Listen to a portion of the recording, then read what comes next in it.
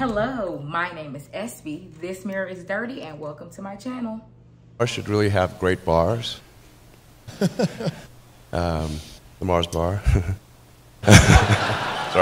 So, thank you very much for clicking on this video. The topic of the video today is grind culture and why grind culture is not that girl, okay? Grind culture is absolutely not that girl. So, before we get into the video, I'm going to tell you guys what grind culture is, and then we're gonna go over some vocabulary words so we're all working on the same basic definitions, okay? So, first of all, what is grind culture? So, basically, what grind culture is this idea or this notion that is often pushed in our society, especially now. I feel as though COVID-19 has definitely pushed this narrative, okay, of working hard, of using all of your like free time to work. You know, you have to grind. You have to always be out there hustling and getting it. You have to have 2 or 3 or 4 hustles lined up. And if you don't, that's why you're not successful, right? That in a nutshell, right? That in very loose terms is what grind culture is. It is this really harmful notion that if you are not using all of your physical and emotional and mental capabilities to do work and to produce, then that is why you're unsuccessful or you will not be successful. So that in a nutshell is what grind culture is, okay? So some definitions, the definitions that we will be using today in this video are: number 1, grind. So grind is dull, hard work, okay? That is the definition of grind. The next definition that we are using is capital. So capital is wealth in the form of money or other assets owned by a person or an organization, okay? So that is what capital is. So for example, people's cars are examples of capital, right? Not just like the physical money you have, but also the things that can be, you know, liquidated and turned into cash. So like, how many properties do you own, right? Like, do you have any investments, stuff like that? That's capital. And then the last one that piggybacks off of capital is capitalism, okay? So capitalism is an economic and political system in which a country's trade and industry are controlled by private owners for profit rather than the state, okay? Or the thing that is the bane of my existence, right? Or I'm sure most of our existence, honestly. It's the thing that steps on our necks every day when we wake up, especially if you're in the United States of America. Yeah, so that is what capitalism is. So throughout this video, I'm going to be using some tweaks to help me, well, not just tweaks, but some content that I found on social media to help me facilitate this conversation, okay? So the first thing that I found, I was going through Instagram, and then actually one of my cousins posted this on his story, and I was just gagged, to be honest. I was truly gagged. And so it says, it was posted originally though by raphouse.tv, giving credit where credit is due, you know, don't want to get hit with any plagiarism charges. So if you give yourself 30 days to clean your home, it will take you 30 days. But if you give yourself 3 hours, it will take 3 hours. The same applies to your goals, ambitions, and potential. Elon Musk. Okay, so let's discuss this, okay? Let's discuss.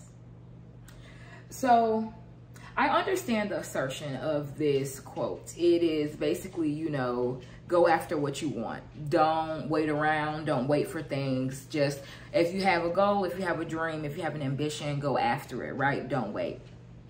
Great. We understand this. My problem with this is that the metaphor that was used is very problematic for many reasons. And it just doesn't make sense, all right? So let's go over it, okay? So if you give yourself 30 days to clean your home, cool. 30 days to clean your home, that's what I do. It will take you 30 days, okay? But if you give yourself 3 hours, it will take 3 hours. Let's listen to this language. It will take 3 hours. It will, period. Elon Musk said, hey, give yourself 3 hours to clean your house, baby.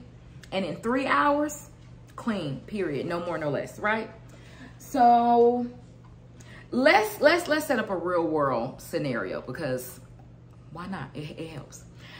A person who lives in a mansion, right? A person who lives in a mansion versus a person who lives in a 1-bedroom apartment, right?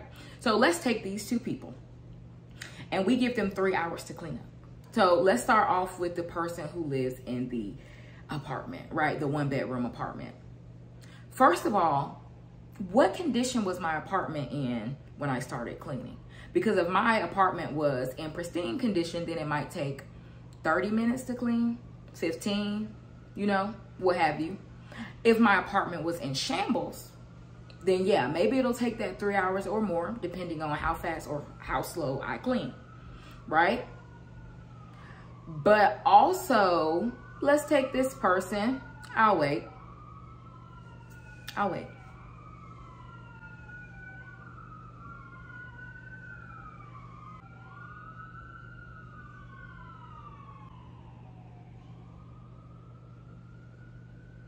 All right, so let's take this person who has a mansion, right? If that mansion is in pristine condition, okay, maybe it'll take 30 minutes to an hour to clean, depending on how many rooms, how many levels, what have you. But then if the mansion is in shambles, it's gonna take a while to clean up, you know. It's probably gonna take more than 3 hours to clean, to be honest, if the mansion is in shambles, right? But then we have another problem. Whose definition of clean are we working off of? Because what I think is clean, you could think is filthy and disgusting, right? So it's just so many variables that are missing with this assertion, right? And I often think that this is a good example of how things work in real life. We assert, oh, if you don't work hard, if you're not giving it your all, you're not going to be successful. And you're not going to be successful because you're not working hard, because you're not giving it your all. That's not necessarily true, right? So this first piece, right? This first piece of literature that I found from raphouse.tv, said by Elon Musk, it's problematic because metaphor is genuinely very flawed. And I feel as though you can't try to make a point and then use a metaphor that is incredibly problematic and then pretend that it is profound. That's where I take issue, okay? So the next thing is a tweet, and this is from Hustle for Freedom, and it is a Twitter account, okay? So it says, your ability to earn an income is your most important asset in life. So not the fact that you're a multifaceted individual. That's not important. That's right. Sorry. Let's strap that, okay? Your most important asset is the fact that you can line somebody's pocket, right? So your most important asset isn't the fact that you can love, isn't the fact that you can empathize, isn't the fact that you have a conscience. It's none of those things. It's not the fact that humans have the ability to, you know, do incredibly beautiful things, I would say. You know, we do.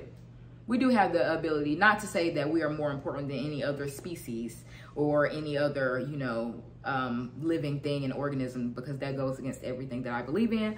But humans do have, I would say, extraordinary abilities and qualities to them. But this tweet just dialed your multifacetedness down to your ability to reach the bottom line. And that is also what grind culture does. And that is what grind culture does to us. Because once again, like I said, we don't live in a vacuum, right? We don't live in a vacuum. So constantly hearing this rhetoric, constantly hearing these things, it makes us feel a type of way. It makes us feel like, okay, well, maybe I'm not doing my best. Maybe I'm not working hard enough. That's why I don't have XYZ. That's why I'm at this place. But if we talk about hard work, it is hard work to get up every day and work in the customer service industry. It's very hard to get up every day in the middle of a pandemic, no less, and go cater to people who are entitled. It's not easy to do those things on your feet for 8 hours, right? It's not easy to be somebody who works in the agricultural field who doesn't even have proper health care insurance, right? Even though they're doing excruciatingly grueling labor, right? That's hard work, but these people don't drive around in a Tesla, right? Most of the time, we're not in a Benz, right?